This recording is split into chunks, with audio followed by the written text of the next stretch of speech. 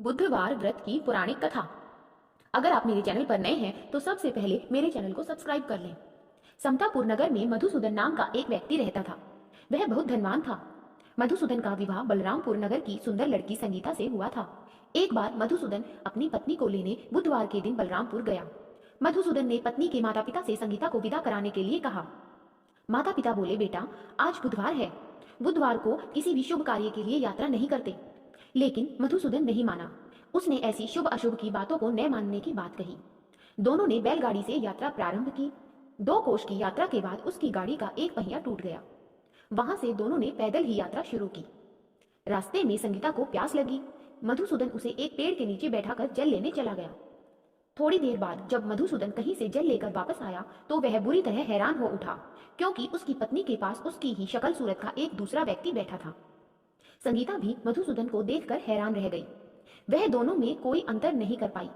मधुसूदन ने उस व्यक्ति से पूछा, तुम कौन हो और मेरी पत्नी के पास क्यों बैठे हो? मधुसूदन की बात सुनकर उस व्यक्ति ने कहा, अरे भाई, यह मेरी पत्नी संगीता है। मैं अपनी पत्नी को ससुराल से विदा कराकर लाया हूँ। लेकिन तुम कौन हो जो मुझसे ऐसा प्रश्न कर रहे हो? मधुसूदन ने कहा, तुम जरूर कोई चोर या ठग हो। यह मेरी पत्नी है, मैं इसे पेड़ के नीचे बैठाकर जल लेने गया था। इस पर उस व्यक्ति ने कहा, अरे भाई, झूठ तो तुम बोल रहे हो। संगीता को प्यास लगने पर जल लेने तो मैं गया था।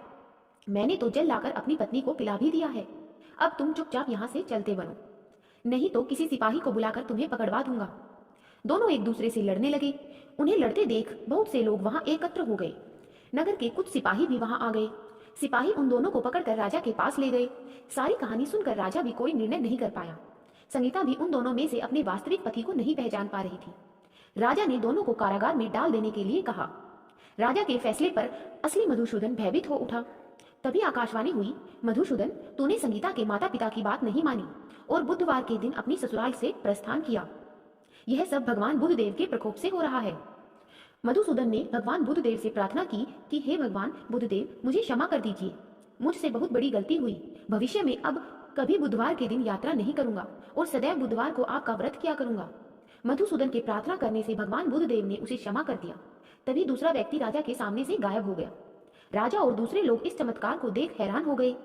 भगवान बुद्धदेव की इस अनुकंपा से राजा ने मधुसूदन और उसकी पत्नी को सम्मान पूर्वक विदा किया। कुछ दूर चलने पर रास्ते में उन्हें बैलगाड़ी भी मिल गई। बैलगाड़ी का टूटा हुआ पहिया भी जुड़ा हुआ मिला। दोनों उसमें बैठकर समतापुर की ओर चल दिए। मधुसूदन और उसकी पत्नी दोनों बुधवार के व्रत करते हुए आनंद पूर्वक जीवन यापन करने लगे। इस तरह भगवान बुद्धदेव की कृपा से उनके यहाँ खुशियां बरसने लगी।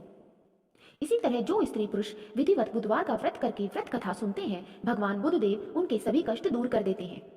अगर आपको कहानी अच्छी लगी तो मेरे चैनल को सब्सक्राइब करें, वीडियो को लाइक करें, ज्यादा से ज्यादा शेयर करें और बेल आइकन को प्रेस जरूर कर लें, ताकि इसी तरह की नई नई कहानियां सुनने के लिए नोटिफिकेशन आपको सबसे पहले मिले।